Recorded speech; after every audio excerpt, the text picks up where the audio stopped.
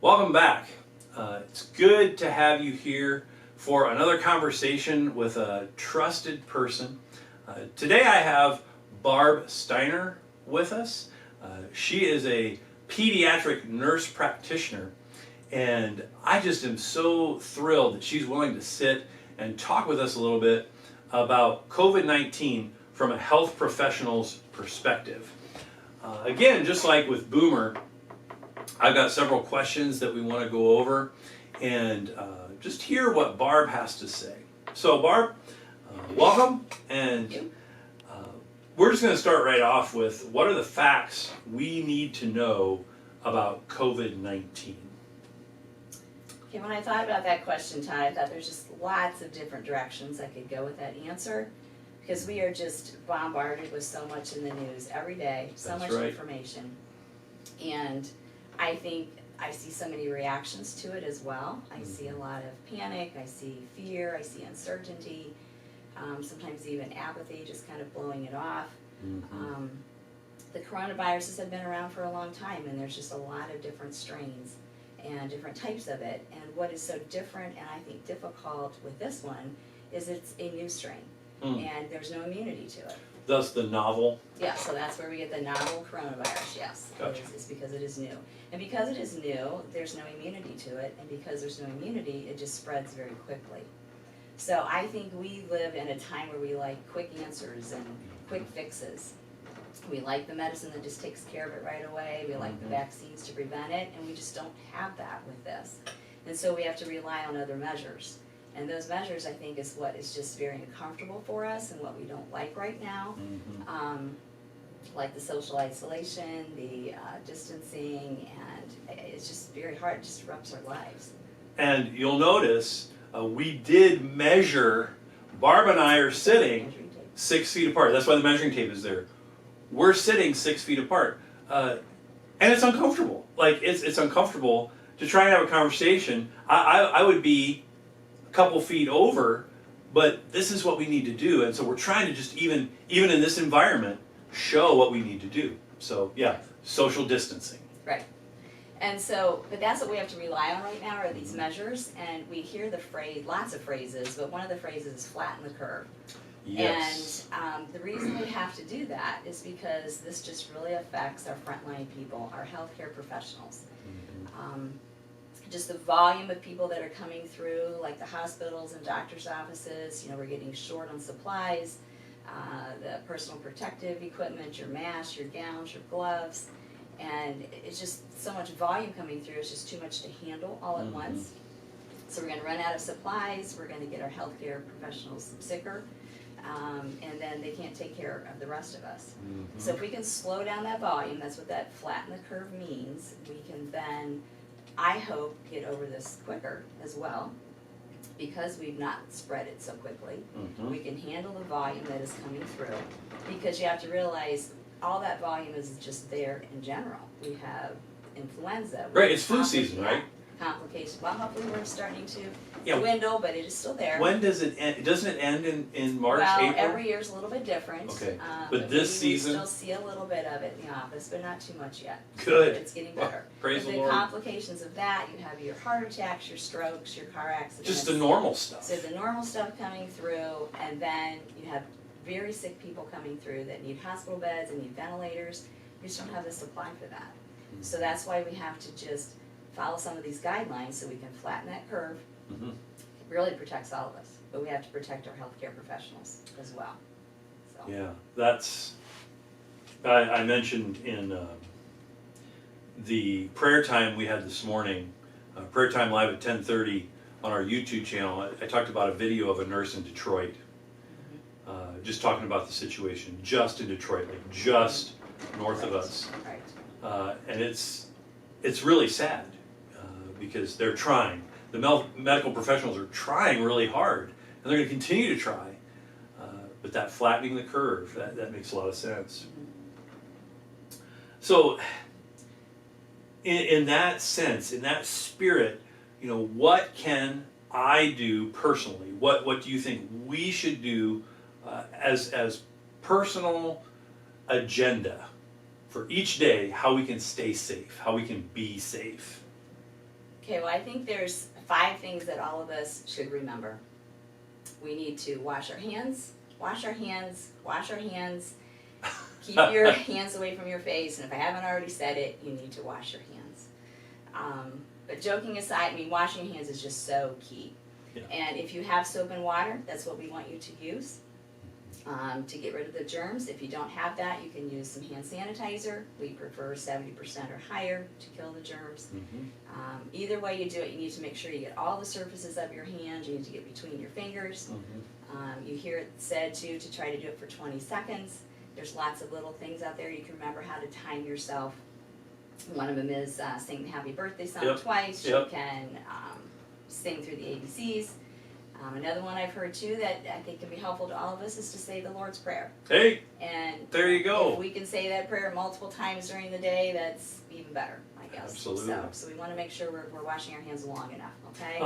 Hot water, warm water, cold water, doesn't matter as long as it's a good soap. It doesn't really matter. I mean, I would use the warm water. Warm water is best? Sure, if you can. Okay. But it's just really the process of washing is the biggest thing, and the time frame of it. And I've heard it's the friction. And as much as anything, that's what gets it off. We gotta get all of it. You can go up your arms a little bit. I mean, that's great too. Get your wrists and stuff. That's fine. So, underneath your nails, you can do that too. So, okay. The other thing I mentioned is keeping your hands away from your face, which is very hard to do, including for myself. But how the germs and viruses get in is through our mouth, our nose, and our eyes. And so if we have those germs on our hands and we're touching your face, that's just entryway to get it in. Okay, that was really helpful when I heard that those are the entry points. And if you can avoid those entry points, I mean, we're talking about your face. Right. And if you can avoid touching those parts of your face, you won't get it. I mean, unless somebody is coughing on you or sneezing on you, those droplets. Right. But then it's even surfaces you touch. Right. As long as you don't touch. Right. And we touch things too. Okay. All the time. Yeah, you can't touch because they do stay on the surfaces for quite a period of time. So if you touch that and then touch your face, then that's just that point of entry. So when you're touching things frequently, you just want to make sure you're washing your hands after that as well too. So if you have to cough or sneeze, do it in a tissue, cough into your elbow, exactly, and then go wash your hands afterwards too, so that you, again, don't touch, everything around you. The social distancing that we talked about, the 6 feet, we usually say 6 feet because if you sneeze and cough, your droplets can travel that far. Amazing enough. So there's some videos out there that even show that. So, no, I believe it. Yeah, so that's why we want to keep that 6 feet. Another one I really like people to do is be able to stay home, which I think that is the most difficult thing to do. We are so used to coming and going. Oh, sure. But we need to stay home. Now, obviously, we need groceries, we need our essential things, but I really prefer only one person of the household goes. Do not take your whole family, do not take your children, and I do see this, do not take your children, because what do? They touch everything. So you can't just go around washing and then they touch you. hands, and then they touch you, yes, exactly right. So leave the children at home, one person goes. Obviously older people with underlying health concerns should not go. We have ways we can get groceries for them. Now, Barb, So obviously if you're sick, you should not go either. Right, and I guess, and you can answer this if you want to put you on the spot, where is older? Like, do you want to put a mark on where older is? I've heard 60 and up, I've heard 70 and up, or do you just leave it in that range? Anything older than me is older. Right. My age and younger. Right. Well, I will never ask you what your age is. No, you won't. So, no. You can ask, I just won't tell you. Barb is 25. Yeah, there we go. Plus a few. Yeah, plus a few. So if you're over 25. Well, they're saying 60, but they're really saying in your 50s, which, I don't look at that as being older, but if you see a lot of people are in their 50s that have contracted this. Wasn't the guy in Stark County 58 that died? Yes, I was thinking he was younger than that even, but. Really? Okay. So yeah, 50s. So, yes, 50s, 60s. Underlying conditions. Underlying conditions, because a lot of our younger population have had underlying conditions. So asthma. Yes. I've heard asthma, and because I know all kinds of breathing. people. Yes. All kinds of people young Yeah. people with It's asthma. really heart disease, high blood pressure, things like that. Major organ kinds of things that your body's just diabetes. You're just gonna have a hard time when this virus gets into your body to be able to fight it off. So, Because it affects your other organs in your body. I mean, we just kind of rattled off diabetes, high blood pressure, asthma, Heart disease. heart disease. Are there any I mean, others those that, are your major that would ones. just really light up? Autoimmune diseases, and that covers a lot Like of them Crohn's. too. Because lupus, rheumatoid arthritis. Wow. Those are all your autoimmune. So you don't have the ability to fight off infection very well, anyways. Let alone the prevalence of this. And So- your word would be stay at home. Right. Right. And I don't know if this is a spot where I would just pitch. We are working on SMC delivery. We've had some deliveries already made where people that are wanting to stay home, they don't want to go out, call the church office. Justin Smith is heading this up, and we've already had deliveries made. We also have families that are in quarantine. So really, don't hesitate to call the church office or call Justin Smith and say, hey, I want to set up a delivery. We'll get the list from you. We'll go and we'll make that exchange, because we really want to take this seriously, that as few people going out, especially if you have one of those underlying conditions, let us know. We will help out.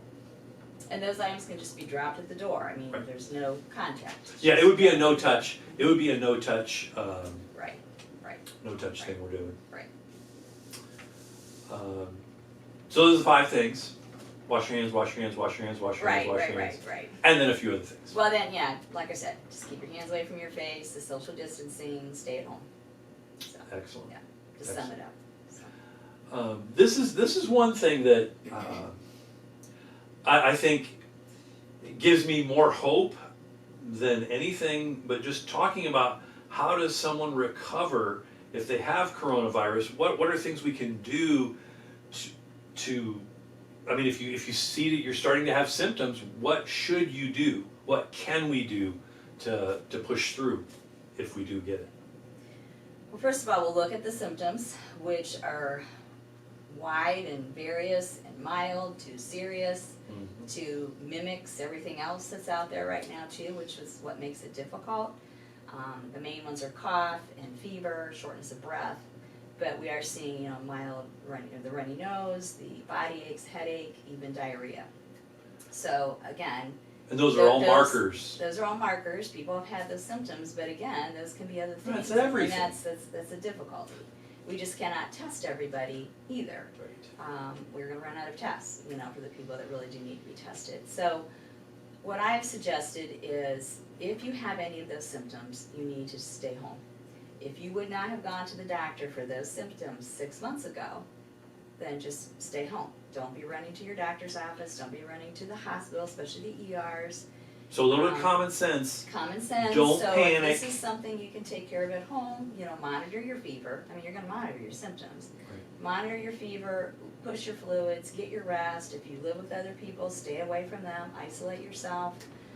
I guess if you have a mask, you can wear a mask. I mean, obviously if you were tested positive, you need to be wearing a mask at home and really isolating yourself. If you can stay at home, if you have the positive virus. But otherwise, I mean, just stay home with those symptoms and wait till you are better. And that can definitely, for some of these things, take a week, 10 days, even 2 weeks.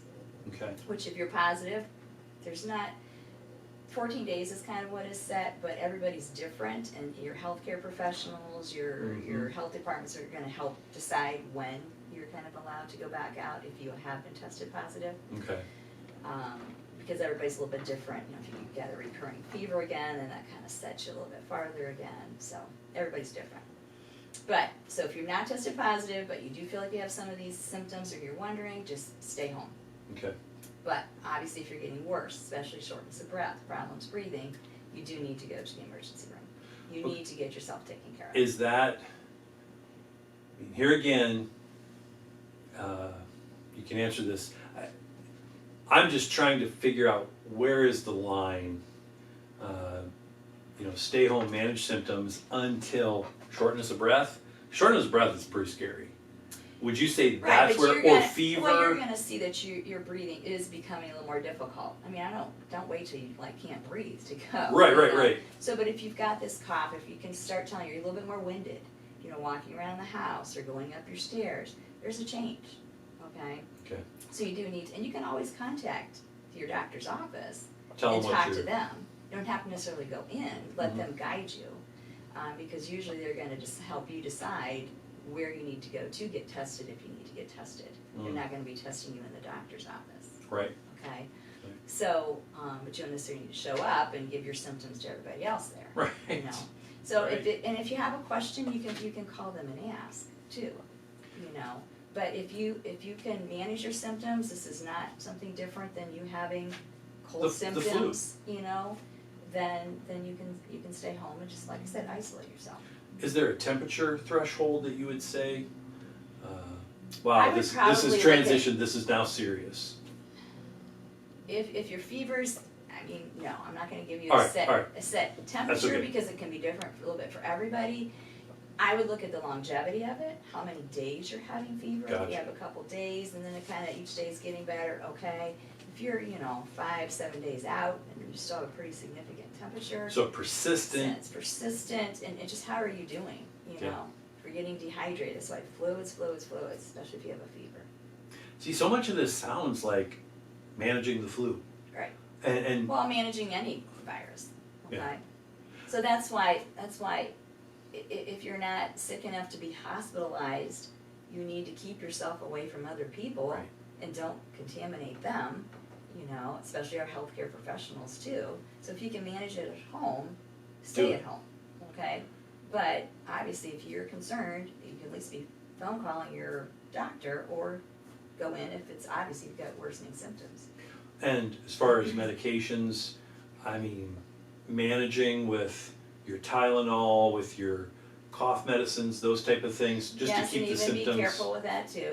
They're even looking into more details on that too, as far as managing your fever, that type of thing too. So I would try to manage Just as because much it as you can. masks it? It can mask it. Does it even interfere with it? Cause some more complications? They're kind of looking into some of that too. So, Okay, gotcha. Yeah.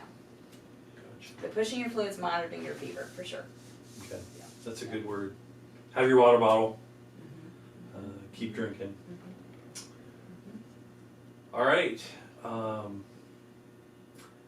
Now that was just talking more about the individual, what you can do personally. I wonder if we can open that question up a little bit more and just what should we do as a community, maybe as a community at large, but then specifically as a community of faith. Barb, are there things that you think we could do to make this situation better? First and foremost is you need to follow the guidelines. We're in this together. It's not anything any of us want. It negatively impacts every single one of us at some point, at some level. But we need to follow the guidelines. Mainly, we got to stay home, which is hard, which is very hard for all of us, especially me too, that likes to come and go. But I go to work, I get groceries, I'm home. Yep. But I think trying to look beyond ourselves, it's very hard when you're isolated to not just focus on yourself, but if we can focus on other people and not just put it all on ourselves, I think that can be helpful. There's just so many ways to reach out to people too. Mm-hmm. People that you normally would talk to on Sunday, call them up, talk to them, text them, FaceTime them. I guess write them a letter. I mean, there's just so many different ways that we can still connect with people. I also, go ahead. I was just going to throw in a pitch. Talk and Pray is another ministry. We have a number of people signed up. Now these are folks who are making themselves available just to listen. If you want to talk about this, if you're experiencing a lot of stress, if you don't have anybody that you can really talk to on a regular basis, there's a list of folks, and we can make that available. If you don't get email and that type of thing, folks who want to talk and listen and pray with you, stay connected. And I would just plug again. Our folks who are in nursing homes, they're in complete lockdown. There's no visitors going in or out, and so there's some really wonderful things you can do, calling, sending letters. I even heard about a church that took their children and they went to the outside windows and just knocked on the windows and waved, did sidewalk chalk. Do you have any other thoughts about how possibly we could safely relate to folks in nursing homes or anything? This is kind of a wild card question, but. I mean, that is a very tough one because that is definitely our higher risk population too to stay away from. But I think those are great ideas. If there's anything you can do on the outside, Yep. I was just gonna say recording things and sending it Sure. in too, so if any of them, it's amazing, some of our older people have phones and can Yep. FaceTime, and if you can FaceTime with them, that's awesome too, Yeah, so. that's a good. But I think just calling them, just having that conversation. Connecting. Sure. Yep. Sure, absolutely. Just in light to community of faith, I think as much as we can be positive, I think we need to be cautious, about things we're doing. But I also think we just cannot panic either. Mm-hmm. I just don't want us to give that, Amen. that panic feeling across the board. I mean, even that goes down to hoarding items. We just do not need to be hoarding items from the grocery store. I mean, that takes away from the people that actually do need those things. Right. And then if I go to a store and I can't find it, then I'm going to this store and I'm going to this store. I mean, now I'm just going to more stores and spreading it around. And becoming more So- vulnerable. More vulnerable, and so we just need to not hoard. I mean, that is being done out of people being panicked. Yep. So we need to stop the hoarding. So. Well, and I have already delivered toilet paper to an individual, and it gave them great comfort. If there are needs that you have, even toilet paper, let us know. As a church family, we want to, instead of hoarding, we want to actually share. And I'm not kidding about toilet paper. We can do deliveries. So yeah, feel free to reach out to us and let us know what your needs are. And yeah, I love that spirit of generosity, Barb. Just bringing that up. We need to deliver those items, that's for sure. So, I also think another way to connect too is with social media. I just think we need to be careful on social media as well. I think we need to be positive. I think a lot of times our frustration, we broadcast that on social media. I mean, that's just not helpful to us as a community, helpful to each other. I think, it is frustrating, and I think if there is some frustrations that you have, I think you need to find a trusted friend that you can confide in, and try to keep what we put on social media as more positive and uplifting. We just need to uplift each other right now, not bring each other down. Or write in your journal. Keep a private journal where you share your darkest feelings. God is witness to that. God is witness to your personal writings and things like that. And that's a healthy thing. It's a good thing to do. You need to get it out, but keep it in a private journal. It's just between you and God. Maybe one other person who's really trusted and loves you. That would be my recommendation as well.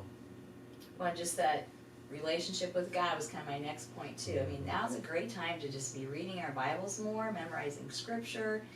The G90 series that we're in right now, we're just reading through the gospel in 90 days, and I mean, all of us should be caught up in our reading by now, right? I mean, I hope so. Time to read all that, so we should be all caught up. So, but anyhow, I just think we need to be a light in the community. It's tough, but I mean, we're all in this together. I mean, it's a very unique experience, and I just think we need to be hopeful and just follow the guidelines, and I think we can get through that quicker, hopefully.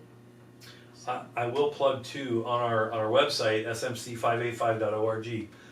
We have different buttons that you can go to, COVID-19, musical medicine, different things that we can catch on that website. Well, we had a little technical issue there, and so we're starting back up again just with some concluding thoughts. The question I'd like to have Barb answer is just, what reflections do you have as a medical person of faith? How is this impacting you? What are your thoughts? So So much of the news, I think, is very disheartening, and it's very easy to get anxious and worried. I guess I look at myself as a little bit more of a hopeful, optimistic kind of a person, and I rely on my faith. And I feel like I know who's in control of this, and God's in control.